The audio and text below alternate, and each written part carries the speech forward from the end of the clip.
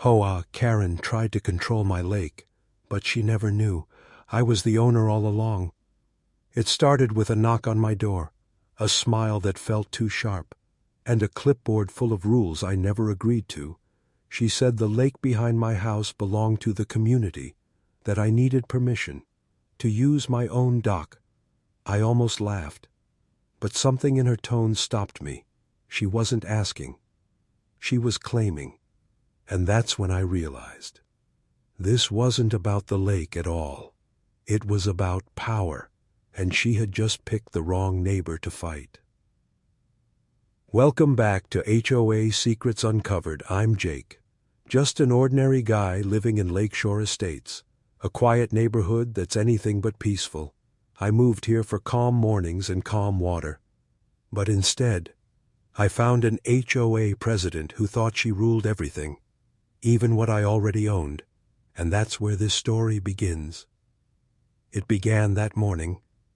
The air was still, the kind of calm that almost feels planned. I was standing on my porch, coffee in hand, watching the mist roll over my lake. That's when I saw her again, Karen. She was walking up my driveway, clipboard in hand. Her steps were slow, confident, like someone who already owned the place. She waved. That same smile, polite on the surface, but cold underneath, like she was calculating something. "Good morning," she said. Her voice sounded sweet, but too sharp, I could tell. She didn't come to say hello. She looked past me, over my shoulder, right toward the lake behind my house.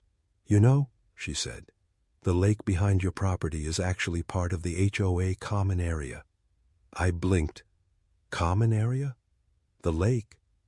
I'd lived here for 6 months, bought the property directly from the previous owner. Every inch of land, including the lake, was on my deed. But I didn't say that yet. I just smiled back and asked her what she meant. She started reading from her clipboard.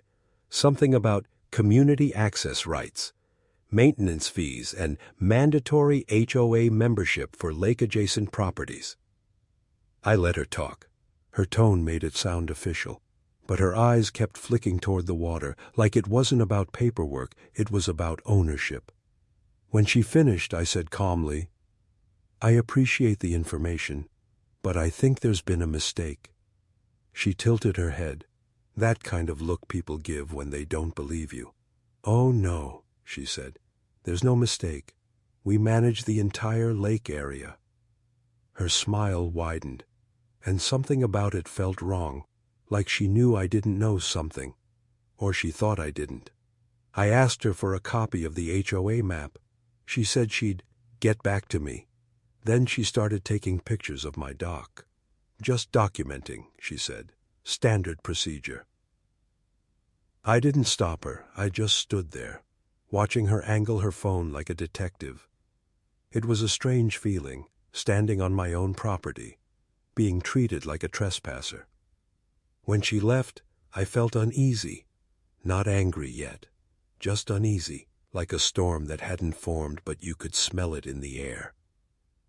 That night, I pulled out my old property folder, the one my realtor gave me at closing. It had the survey map, the coordinates, the deed, and there it was, clear as day. The lake was fully within my boundary line, all of it, no shared zone, no HOA claim, just me. I sat there staring at the papers, and then I laughed a little, because part of me thought, maybe it's overthinking, maybe she's just confused.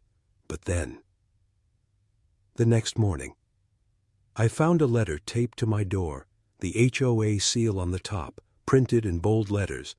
Apparently, my unregistered dock and unauthorized lake equipment were in violation of HOA code section something something. I almost spilled my coffee reading it. She had wasted no time, no investigation, no conversation, just fines. $200 for the dock, $100 for unapproved boat storage, and a warning that repeated offenses may result in legal action. I couldn't believe it. She actually thought she could fine me for using my own lake. I walked out to the water, The sun was just rising. The reflection shimmered, calm, peaceful. But I wasn't calm anymore. I picked up the letter, read it again, and realized something important. She wasn't confused. She was testing me. She wanted to see if I'd fold, if I'd panic, if I'd pay the fine, and quietly join the HOA. That's how they get you. That's how they control people who don't fight back. So I didn't pay. Instead, I went to the county office, asked for property line verification.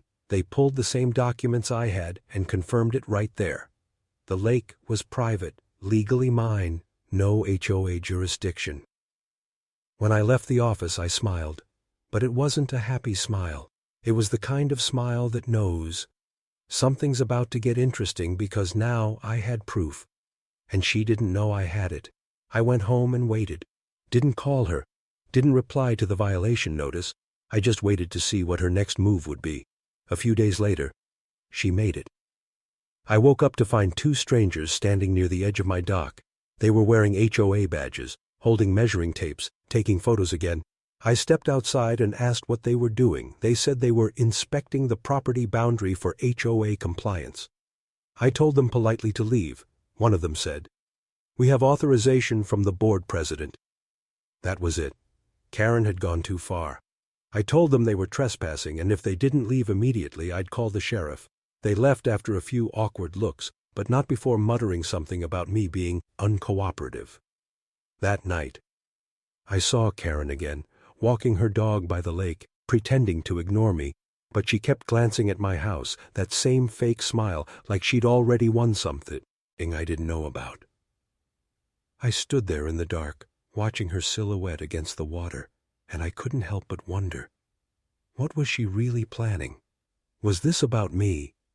Or was there something deeper behind her obsession with my lake? The letter was still on my kitchen table the next morning, crumpled from how many times I'd read it. I didn't sleep much that night. Every sound outside made me look toward the window. I kept thinking about her, about Karen, and how far she was willing to go just to prove a point. When the sun came up, I decided to walk down to the lake. The air was cold, the kind of cold that wakes you up and reminds you this is real. The water was still. My dock, perfect. Everything exactly where it should be. Except for one thing, there were fresh footprints in the mud. Small, narrow. Someone had been here last night. I looked closer and saw something shiny under the grass near the shore. A small metal stake with a red flag on top, a survey marker. She'd been here, or sent someone to mark the land, as if it were hers. I picked it up and smiled to myself. All right, I thought. If she wants a war over the lake, she's going to get one. That afternoon, I printed copies of my property documents, highlighted every line that mentioned private ownership, and placed them in a folder labeled Then. I waited, and I didn't have to wait long. At exactly 5 p.m., I saw her walking up the path again, same clipboard, same forced smile. But this time, she wasn't alone. Two men followed behind her, one holding a camera, the other a measuring wheel. They walked right up to the waterline, started measuring, without even saying hello. I stepped out of my porch and called out, "Need help finding something?" Karen didn't even flinch. She just said, "We're confirming the boundaries. HOA jurisdiction extends to the lake's edge." I walked closer, handed her the folder. "Then maybe you should confirm this instead." She took it like she was holding something dirty, flipped through the first few pages, and I watched her eyes change. Her smile froze. "That's interesting," she said softly, but her tone was colder now. I could almost hear her brain working, trying to find a way around it. The men behind her looked awkward. They knew they weren't supposed to be there. After a moment, she handed the papers back and said, "I'll have our legal team review these." I smiled. "Please do. I'd love to hear what they say." She turned around. And for the first time, she didn't say goodbye. That night felt different. Quiet. Too quiet. Like the neighborhood was holding its breath. Even the frogs around the lake stopped croaking. Only the wind moved the water in small ripples. I sat on my porch, watching the lights from the houses across the lake. People had no idea what was going on.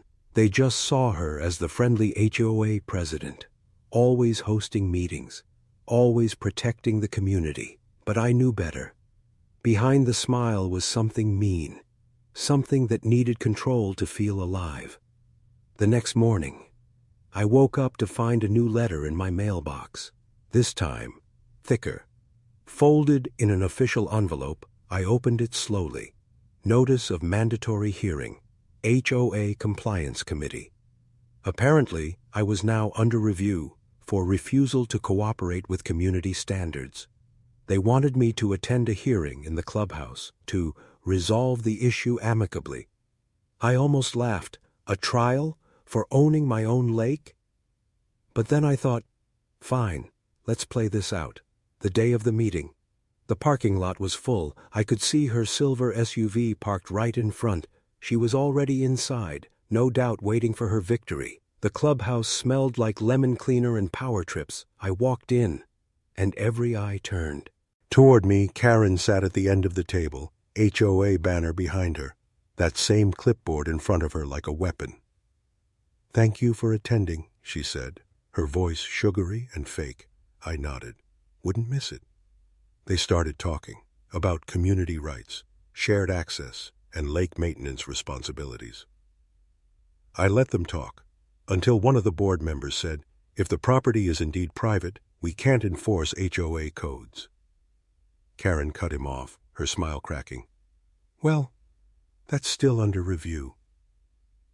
That's when I placed my folder on the table and slid a printed statement across to them. County property records, official signatures, timestamps, everything they needed to see. The board went silent. Karen's face tightened. Then she snapped, "This can't be right. The previous owner told us the lake was for everyone." I looked at her and said quietly, "Then maybe you should have checked before trying to find me." The silence that followed felt heavy, like all the oxygen had left the room. Even the board members didn't defend her. They just looked down at their papers, embarrassed. I stood up, thanked them for their time, and walked out. That night, I sat by the lake again. The moonlight shimmered over the water, and for the first time in weeks, it felt peaceful. But that peace didn't last, because the next morning, I found something floating by the dock, a plastic sign, broken in half. I pulled it from the water. It read, "Someone had tried to put it up overnight, and the wind or waves had snapped it loose." It was almost poetic, but also, it meant one thing. Karen wasn't done. She'd lost in front of everyone, and now she was going to make this personal. I looked across the lake. Her house sat at the far end, curtains half drawn, and for a moment, I swore I saw her watching me, that same tight smile, only this time, it didn't look fake. It looked angry. That evening, I got an email, no subject line, just one sentence. No name, but I didn't need one. I knew exactly who sent it. I leaned back in my chair and laughed softly to myself, because if she wanted to turn this into a battle, she was about to learn something important. I don't lose what's mine, especially not my lake, but still.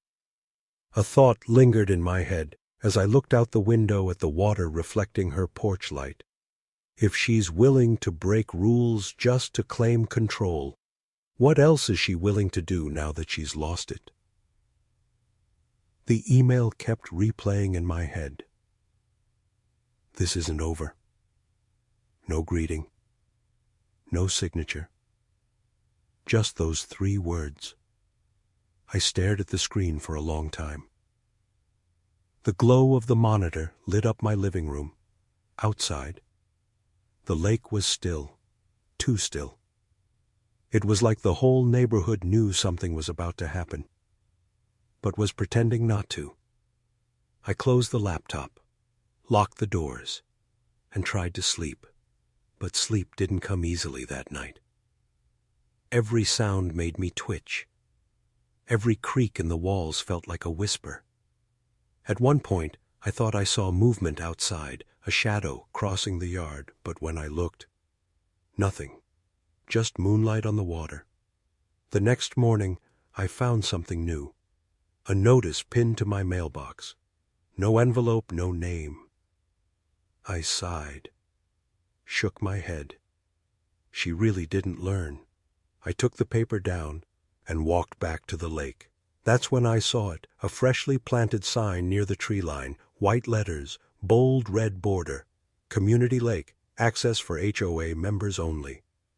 I stood there for a moment, the nerve of her. She had actually trespassed again, and installed a sign on my land. That's when I stopped feeling amused. Now I was angry. I grabbed my phone, snapped a few photos, then pulled out the same folder of property papers. I emailed everything to the county inspector's office, attached the photos, and added one simple line. Unauthorized HOA signage on private property, please advise. By noon, the call came through. The inspector confirmed. They'd send someone to review the claim that same day, around 3 p.m. A white truck pulled up, county seal on the door. I met the officer outside. He was calm, polite. He looked at the sign, looked at my deed, then nodded slowly. Yeah, he said. This isn't their jurisdiction. We'll take care of it. As he was removing the sign, a car pulled up behind us. Silver SUV, of course. Karen stepped out. In her HOA badge and pastel blazer, like she was running for office, she saw the inspector, and her smile vanished instantly. What's going on here? She asked sharply. The officer explained calmly that the sign was placed illegally. Karen turned to me, eyes narrow. You called them. I just nodded and said quietly, private property. Remember? Her jaw clenched. I could almost see her struggling to keep her tone civil. Well, she said finally, we'll see about that.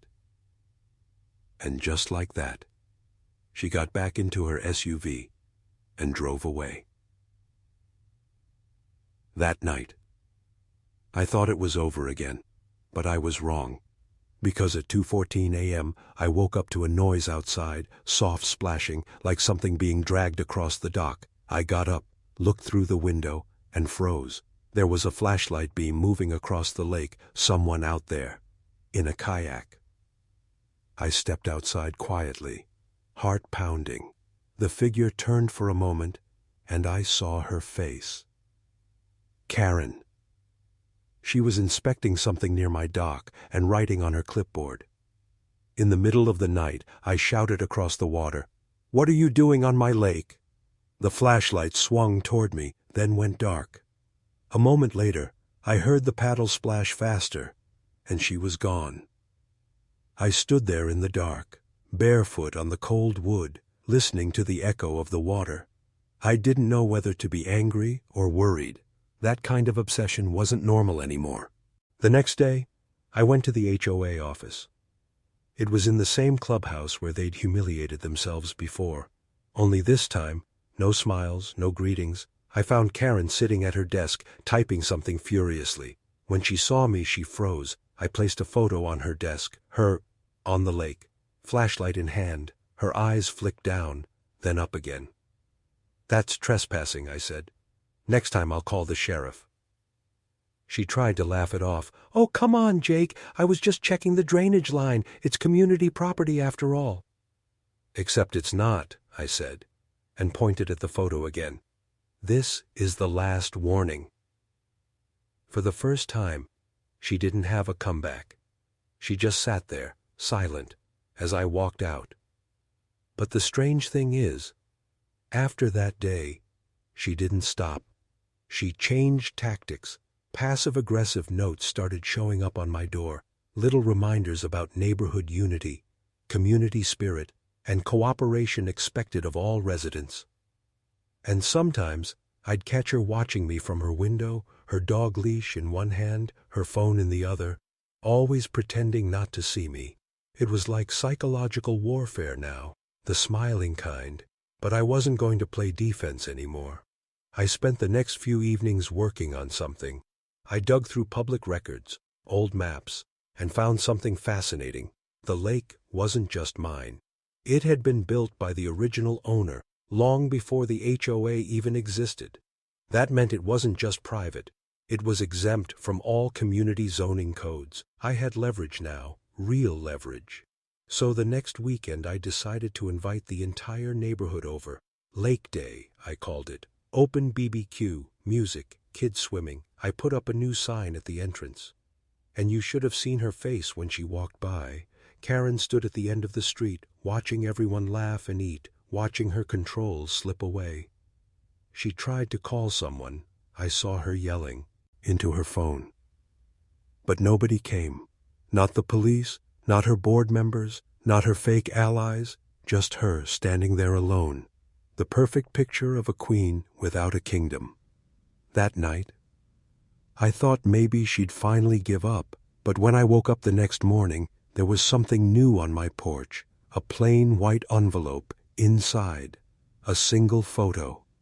My dock, taken from the woods, from the other side of the lake, and on the back, 3 words. My stomach dropped. This wasn't petty anymore. This was personal, and maybe even dangerous. I looked across the lake. Her curtains were closed.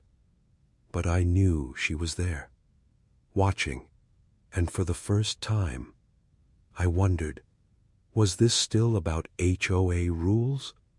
Or had I just stepped into something much darker than I realized? That photo wouldn't leave my mind. My dock, shot from the trees, a perfect angle, taken by someone who knew exactly where to stand. I kept turning it over in my hands. Those 3 words on the back burned into me. I didn't know if it was a threat or a promise, but I knew one thing. Karen had crossed a line. The next morning, I installed cameras, one facing the dock, one near the woods, and one right at the mailbox. The system pinged my phone every time it sensed movement. If she wanted to play games, I'd make sure there was proof. That day felt heavier than usual, the sky gray, the air thick, like a storm waiting to break. I didn't even hear her car when it stopped in front of my house. I just looked up, and there she was again, clipboard gone, no smile this time. She walked up the path slowly, not the confident kind of slow, but the careful kind, like she was walking through a minefield. "Jake," she said quietly, "we need to talk." Her voice was softer, but it didn't fool me. I didn't invite her in. I just stood there on the porch, waiting. She said there had been misunderstandings, that the HOA was under new pressure from the county, and that some members were upset about my little neighborhood party. I asked her what any of that had to do with sneaking onto my lake at night and leaving threats on my porch. She blinked and smiled again. That same dead smile. "Jake," she said, "if you just agreed to a small access arrangement, we could avoid all this trouble." That's when I laughed. A short, hard laugh that didn't sound like me. "You're standing on my porch," I said, "asking for control of something you don't own, and you think I'm the one causing trouble?" Her smile cracked, just a little. She looked away for the first time. Then she said something that froze me. "You don't understand who you're really dealing with." For a moment, the air went still. She realized what she'd just said, and tried to recover. "I mean, the HOA board," she added quickly. "They've been discussing other measures." I didn't respond. I just stared at her, and she turned around and left. But those words stayed.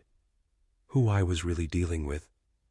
That night, I checked the camera footage. Nothing unusual at first, just passing cars, raccoons, porch shadows. Then around 1:12 a.m., a figure near the edge of the lake, not Karen this time, someone taller, wearing a hood. They walked along the shore, stopped by my dock, and crouched. When they stood up, they were holding something. It looked like a piece of wood, one of the planks from my dock. I froze the video, zoomed in. They'd loosened it deliberately. The next morning I went down there, and sure enough, one of the boards had been pried up halfway, just enough to make someone trip or fall in. The anger hit me hard, but under it was something colder. This wasn't petty anymore. This was intimidation. I called the sheriff's office. They sent a deputy to take a report. He looked tired, like this kind of thing happened more than anyone knew. He said he'd check into it, but without seeing the person's face, there wasn't much they could do. I gave him a copy of the footage anyway. He left his card and told me to stay cautious. That night, I couldn't sleep again. The moonlight shimmered across the lake, and for the first time, it didn't look peaceful anymore. It looked like something watching me. Every ripple felt like a whisper, every shadow like a movement. I sat on the porch with a flashlight in one hand and my phone in the other, watching the cameras. Around midnight, a motion alert pinged again. Front yard. I opened the feed and froze. A car had stopped in front of my mailbox. Same silver SUV. The headlights were off. The driver's door opened and I saw her, Karen, placing something inside my mailbox. Then she drove off. I waited until she was gone, then went outside. Inside the box was a manila envelope, no name. I took it inside, set it on the kitchen counter, and opened it carefully. Inside were photos, but not of my dock this time. Photos of me working on the dock, me carrying groceries, me sitting on my porch at night. Every photo had been taken from a distance. I dropped them on the table, my heart racing. This wasn't about the HOA anymore. This was personal and obsessive. The next morning, I drove straight to the sheriff's department, showed them everything, the photos, the emails, the threats. They took copies, said they'd file an official report, and keep extra patrols in the neighborhood. It helped. A little, but not much, because when I got home, she was already outside again, standing by her mailbox, arms crossed, watching me pull in. She didn't wave, didn't speak, just stared. I could feel it. That silent war. No words, just pressure. Constant, creeping pressure. A few days passed without incident, and for a brief moment I thought maybe she'd stopped. Then the county inspector showed up again. He said he'd been asked by the HOA to mine the drainage rights for the lake. I stared at him and asked who filed the complaint. He hesitated, looked uncomfortable, and finally said quietly, "Karen, but she's claiming she's representing multiple homeowners now." Of course she was. She couldn't beat me legally, so she was trying to turn the neighborhood against me. That evening, I went door to door, spoke to my neighbors, showed them the papers, the footage, the photos. One by one, they started realizing what was really happening. Some of them even apologized. They said Karen had told them I was blocking community access and destroying shared property. When they saw the truth, they were furious. I could see the tide shifting for the first time. She was losing control. By the next HOA meeting, half the board didn't show up, and the ones who did looked uneasy. Karen sat alone at the table, her clipboard empty, her eyes flicked toward me as I entered. But she didn't say a word. She knew it was over, at least publicly, but there was still something in her stare, something that said this wasn't finished for her. That night, as I locked the doors, I noticed something new. The red survey flag, the same kind she'd planted before. It was stuck into my lawn again, right by the mailbox. Only this time, it wasn't marking property, it was marking me. And that's when I realized. She wasn't trying to take my lake anymore. She was trying to break me. That red survey flag, it waved in the night breeze like a warning. Not for my property this time, but for me. For the first time since this whole mess started, I felt something I hadn't before. Fear. Not anger, not frustration, just pure, quiet fear. I didn't touch the flag. I just stared at it for a while, the way you stare at something that doesn't make sense, but somehow feels alive. Then I took a deep breath, snapped a photo, and went back inside. Every door, every window, locked twice, the cameras checked and rechecked. Still, that unease wouldn't fade. That night, I couldn't even bring myself to sleep in my bedroom. I sat on the couch, shotgun leaned against the wall, eyes glued to the camera feed on my phone. Minutes crawled into hours, until around 2:47 a.m., the motion sensor on the back camera triggered. I opened the feed instantly and saw a figure again, hooded, still, standing right by the lake. But this time, they weren't alone. There was another person, smaller, maybe female, standing next to them. They were talking, but the mic didn't catch the sound. The taller one pointed at my house, then the smaller one nodded and walked toward the trees. I remember whispering, "No, not again." The next morning, I went out to the dock. Fresh boot prints in the mud. 2 sets, one large, one small, leading straight up to the edge of my property, then turning back. But what made my stomach twist was what I found nailed to the dock post. A note, written in red ink. No name, no signature, just those words. I felt my hands shake as I took a picture and called the sheriff again. When the deputy arrived, he was polite but tired, like he'd already decided it was another Karen thing. He jotted down notes, took the paper, and promised to increase surveillance. But I saw it in his eyes. He didn't believe this would go any further. He thought it was a neighborhood drama. If only he knew how wrong he was. Later that day, my phone buzzed with a call from an unknown number. I almost ignored it, but something told me to pick up. A woman's voice came through, calm, collected. But it wasn't Karen.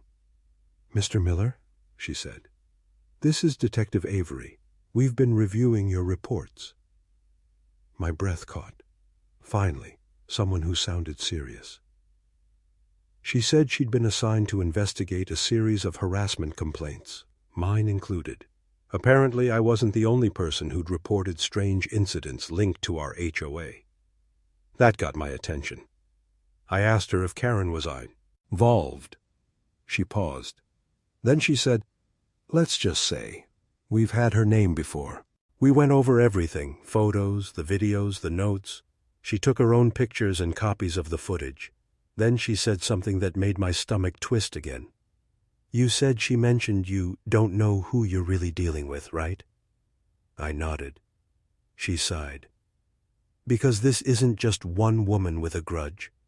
We think Karen's been running a side network through the HOA, getting personal data on homeowners, pressuring them into compliance, even selling access to certain properties." I blinked. "You're saying she's extorting people?" Detective Avery looked up from her notes. "In plain terms, yes. And from what you've described, you might have just become her example." That night, my neighborhood looked different. Every porch light felt like an eye. Every car that passed by, too slow. When I finally dozed off near dawn, I dreamt of that red flag again. Only this time, there were dozens of them, planted all around my house, closing in like a circle. I woke up drenched in sweat. I needed to end this. I spent the next morning driving through the neighborhood, talking to anyone who would open their door. One man, a retired electrician, admitted Karen had threatened him too. Said if he didn't fix the HOA's meeting hall for free, she'd make sure his shed permit got revoked. Another woman said Karen had been visiting her late husband's property, claiming it was community space. This wasn't power. This was control. And somehow, I'd ended up in the middle of it. When I got home that evening, my phone buzzed again. A new email. No subject line. No sender name, just a single attachment, a video file. I hesitated, then played it. The screen flickered to life. It was my dock again, recorded from across the lake. In the frame, I saw myself walking along the edge, bending to pick something up. Then the camera zoomed in, slowly, until my face filled the screen. And that's when the audio kicked in. A whisper. Karen's voice. "You should have just signed the papers, Jake." Then static, and the video ended. I called Detective Avery immediately. She told me not to delete it. She'd come by in the morning. But that night, as the house grew quiet again, I couldn't shake the feeling that I wasn't alone. Outside, something moved near the trees. The motion lights flickered on. And for half a second, I saw a shape. Someone standing there, watching. I opened the door and yelled, "I called the police! They're on their way!" The shape didn't move. Then, it stepped back into the dark. I stood there, heart hammering, until the light finally went out. When I went back inside, I locked everything again. But on the kitchen counter was the red survey flag, the one I'd left outside, placed neatly, right beside my coffee mug. That red flag on my kitchen counter, it shouldn't have been there. Every lock was sealed, every window latched. But somehow, someone, or something, had walked right in and left a message in the form of silence. I stood there for what felt like forever. The morning light barely touched the countertop. The red cloth seemed to glow in the dim light, like it was breathing. I didn't touch it this time. Instead, I took a photo, then another. Then I backed away slowly. Every sound in the house suddenly felt too loud. The hum of the fridge, the ticking clock, my heartbeat. I picked up my phone and called Detective Avery. But before I could even explain, she said, "I'm already on my way." 15 minutes later, she was at my door. No uniform, just jeans, jacket, and a look that meant business.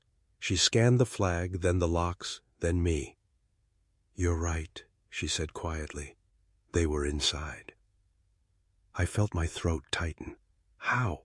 How is that even possible? She didn't answer right away. Instead, she held up a small black device from under my kitchen table, a camera, tiny, barely the size of a coin.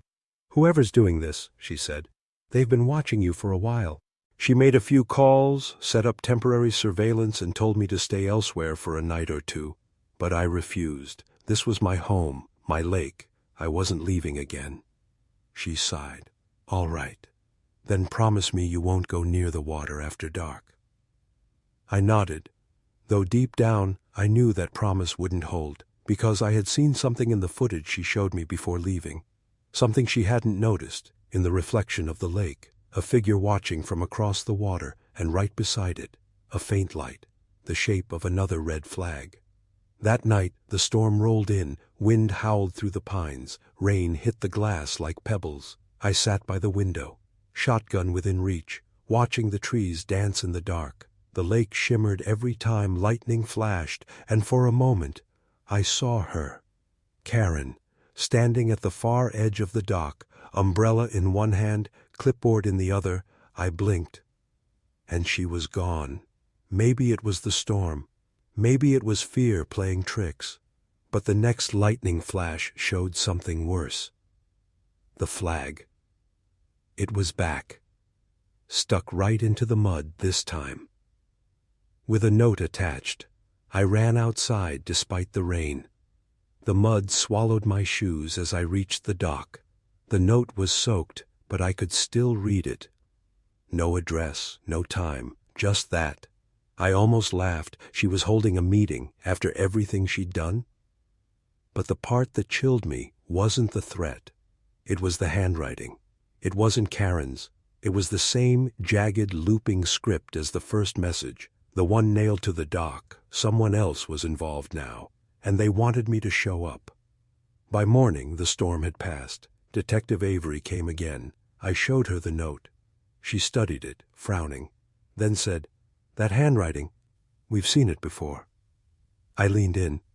Whose is it? Her jaw tightened. Her husband's. I blinked. Karen's husband. I thought he moved out 2 years ago. He did, she said. But he didn't move far. He's been living in one of the rental properties the HOA quietly purchased last year. I felt the pieces shifting in my head.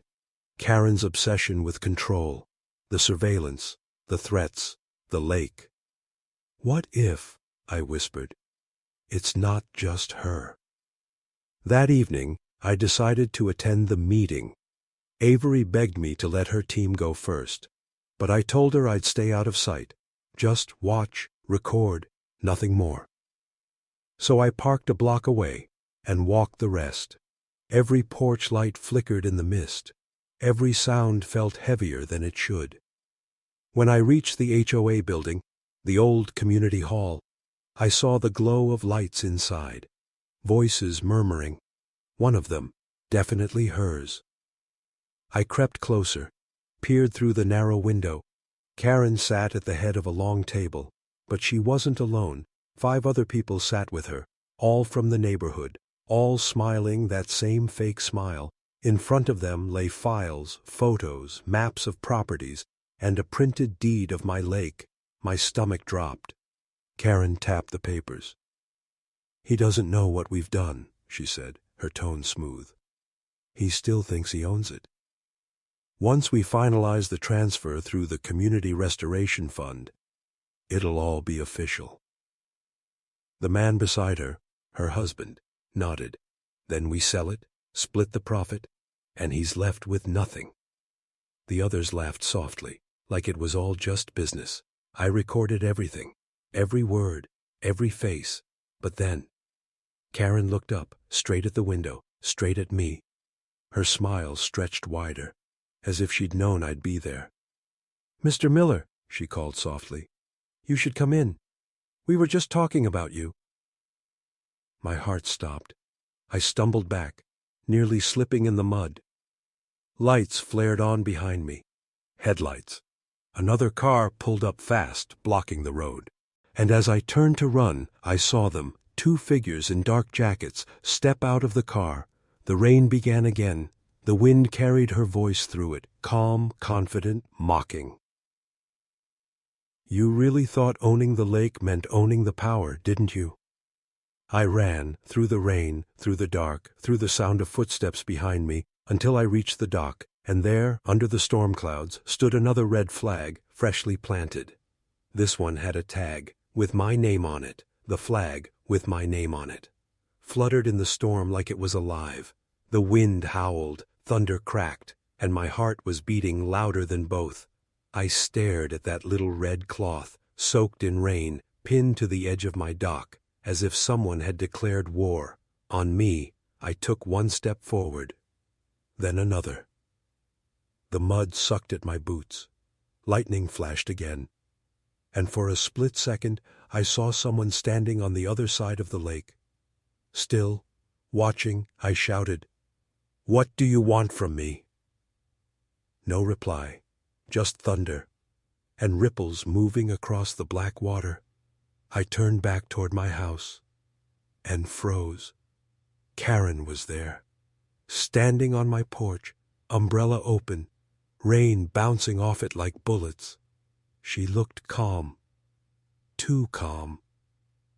"You shouldn't be out here, Jake," she said. Her voice carried through the rain. "You might drown." I tightened my grip on the flashlight. "What are you doing here?" She tilted her head, making sure the transition goes smoothly. I laughed, a sharp, hollow sound that didn't feel like mine. "You mean stealing my lake?" She smiled, eyes glinting. "Oh, Jake, you still think it's yours?" Then she pulled something from her coat pocket, a folded document, laminated. "The new deed," she said, "signed by the board, certified by the county, and soon filed officially." I shook my head. "That's not possible. I have the original title." "Do you?" she asked softly. Something in her tone made my stomach twist before I could speak. Headlights flashed again. Another car pulled up. Detective Avery jumped out, shouting, "Step away from him, Karen!" Karen's smile didn't move. Her voice dropped. "You shouldn't be here, Detective. This is private property."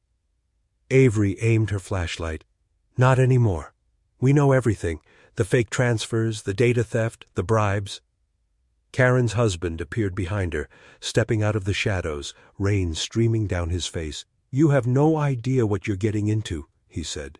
"This place isn't just an HOA, it's a corporation, and we own half this town." Avery didn't flinch. She pulled out her badge, then nodded at me. "Jake, stay behind me." But I didn't. I stepped forward instead. "Tell me the truth, Karen. Why the lake? Why me?" She hesitated, then said, almost whispering, "Because you're standing on something you don't even understand." I frowned. "What are you talking about?" Her husband stepped in, voice low. "There's an underground pipeline beneath your property. Old industrial zoning, unrecorded. We found it in the archives. If we control that land, we control the access rights." Karen's eyes burned into mine. "It was never about the water, Jake. It was about what's under it." Lightning split the sky again. For a moment, everything glowed white. And in that light, I saw movement near the trees. Figures, 3, maybe 4, men in dark jackets, moving toward us. Avery yelled, "Get inside, now!" We ran toward the house. Mud, rain, chaos. Karen and her husband disappeared into the storm. Inside, Avery slammed the door shut and drew her weapon. "They're trying to destroy evidence," she said. "They'll burn everything if they can't take it."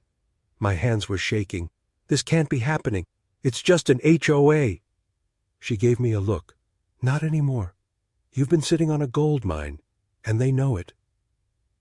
The next hour was a blur. Backup arrived. Officers swept the property, found tire tracks near the lake, footprints, and near the dock. A small metal case buried in the mud. Inside it, files, drives, papers, all labeled with HOA seals. Avery flipped through them. Her eyes widened. "This is it," she said. "The proof. They've been laundering money through community projects for years." She smiled faintly.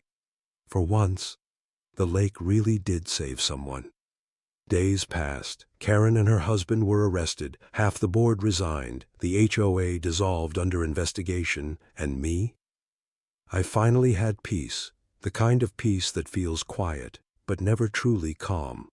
Because once you've been watched, you never stop checking the shadows. I kept the red flag, framed it, a reminder of what happens when people mistake power for ownership. Sometimes I still walk to the dock at sunset, the water smooth as glass, the world silent again, but every so often, I see a ripple right in the middle of the lake, too perfect, too steady, like something moving beneath the surface. Avery says it's just fish, the wind, the current, but I can't help thinking, what if it's something else? What if all this wasn't really over? Because last night I found another note under my door, written in that same jagged red handwriting.